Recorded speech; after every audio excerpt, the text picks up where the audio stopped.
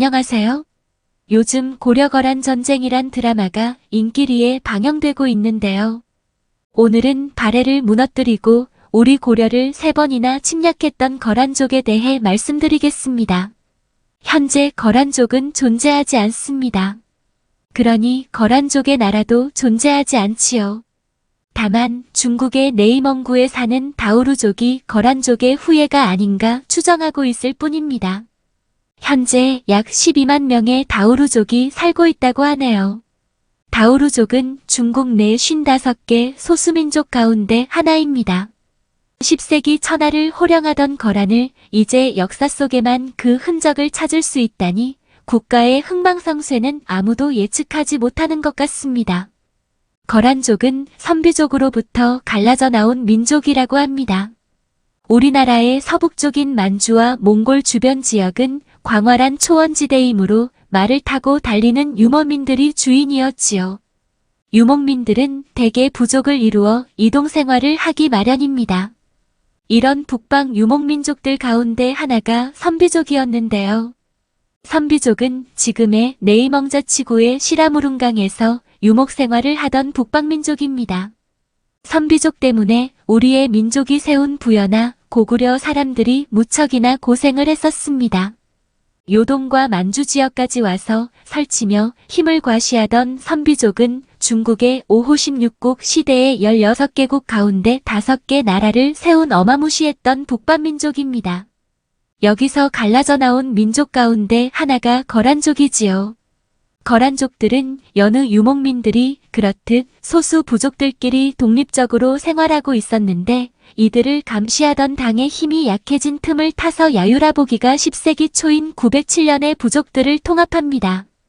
유목민들은 어릴 때부터 말을 달려 활을 쏘며 동물을 사냥해 온 전사들이었으므로 한번 통일을 하면 그 어떤 나라도 이기기가 힘듭니다. 이들은 사로잡은 적군들도 바로 잔인하게 죽여버리는 가혹한 전사들이기도 했지요. 야유라보기는 주변의 몽골족들을 흡수해 916년에 나라를 세웁니다. 이때 국호는 거란이었고 거란의 독창적인 문자도 만들었다고 합니다. 야유라보기는 전사의 수를 늘리고 주변 지역을 하나씩 정복해 나갔습니다. 그리고 중국의 중원을 공격할 발판을 마련하기 위해 급기야 926년에는 고구려의 계승국인 발해를 무너뜨리지요. 야유라보기는 발해를 동당국이라 칭했는데 발해를 정복한 그 해에 죽고 맙니다. 이후 태종 때는 국호를 요라 하는데 거란과 요 모두를 국호로 썼다고 합니다. 이때 거란은 만리장성 남단의 연운 16주를 얻지요. 그런데 고려가 송과 친하게 지내자 중국을 접수하려던 거란은 송과의 통교를 막기 위해 우리 고려를 3차례나 침입합니다.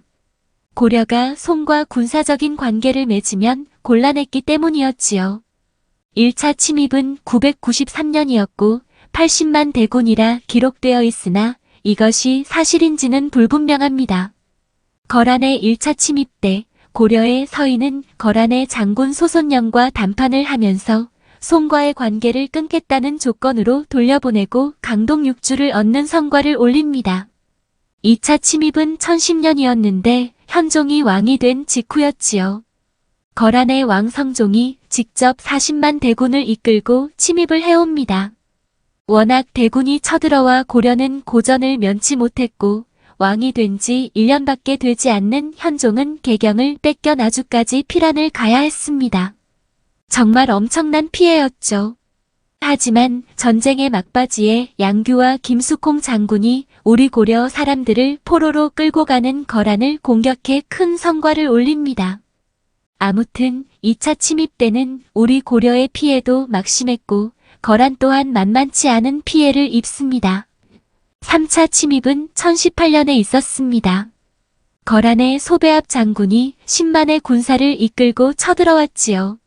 하지만 그동안 현종은 강감찬과 함께 철저히 전쟁 준비를 하여 20만의 정예병을 확보하였으며 결국 귀주대첩으로 거란을 크게 이깁니다.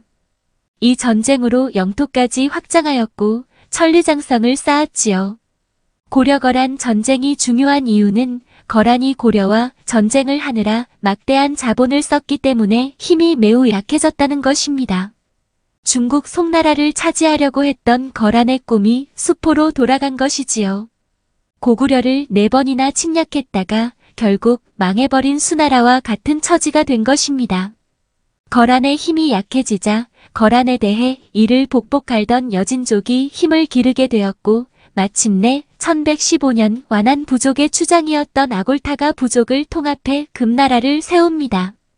우리 고려는 여진의 성장세가 예사롭지 않다는 것을 알고 미리 충성을 하여 그들의 침략을 막습니다.